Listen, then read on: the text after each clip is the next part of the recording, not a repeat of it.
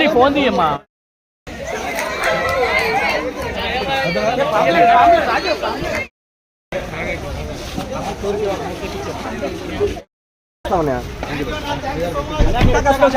మంచి మాకు energy ఇచ్చారన్నా sir. Photo అంటే ఫోటో సార్, ఫోటో అంటే ఫోటో అండి.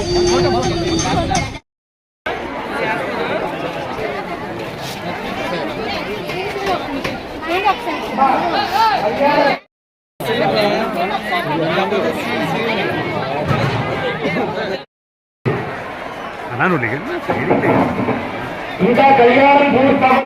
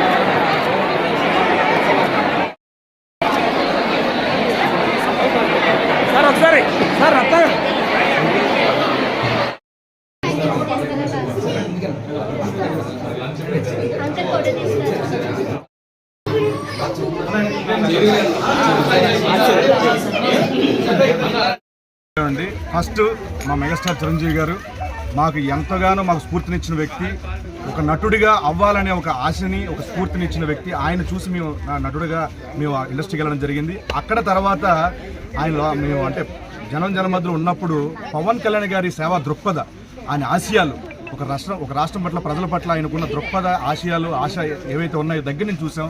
ఏ స్వార్థం లేని ఒక మహానుభావుడైన అలాంటి వ్యక్తి ఏమీ లేకుండానే ఒక ప్రభుత్వం రాకముందే చాలామంది కౌలు రైతులకి, ఈ విశాఖపట్నంలో జరిగిన దుర్ఘటనలో ఆ బోట్లు ఏవైతే కాలిపోయాయో అప్పుడు కూడా వాళ్ళందరికీ విరాళాలు ఇవ్వడం, వాళ్ళందరికీ సాయం చేయడం. సో ఏ అధికారం లేకుండానే ఇంత చేస్తున్నారంటే ఇలాంటి వ్యక్తి ఒకవేళ ఒక పదవి ఇచ్చి చూడండి, ఒక ఓటేసి చూడండి, ఒక అసెంబ్లీ వరకు పంపించండి, అలాంటి వ్యక్తి ఏమీ లేనప్పుడు ఇంత చేస్తున్నారంటే వచ్చిన తర్వాత పువ్వుల్లో పెట్టి చూసుకుంటారు, గుండెల్లో పెట్టి చూసుకుంటారు రాష్ట్రపతి. నేను కేవలం ఈ నిస్వార్థమైన ఆయన సేవాగుణం చూసి నేను రావడం జరిగిందండి. ఇటువంటి మేము ఏమి ఆశించట్లేదు ఎక్కడి నుంచి. సో ఆయన నుంచి కూడా